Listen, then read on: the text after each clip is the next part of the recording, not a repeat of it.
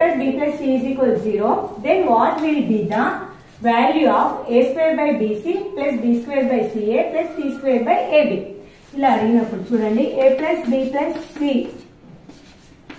if a plus b plus c is equal to 0 అయినప్పుడు మనకి ఇది as per formula a cube plus b cube plus c cube is equal 3abc అవుతుంది.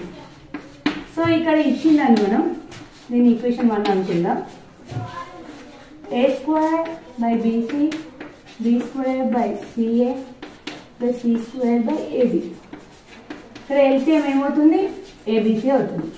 So ఇక్కడ bc ఉంది కాబట్టి దీన్ని మళ్ళీ a తో మల్టిప్లికేషన్ చేయాలి. a square into a cube, అలాగే b cube plus c cube వస్తుంది.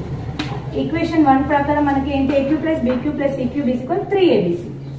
So 3abc by abc. ABC cancel. So the answer is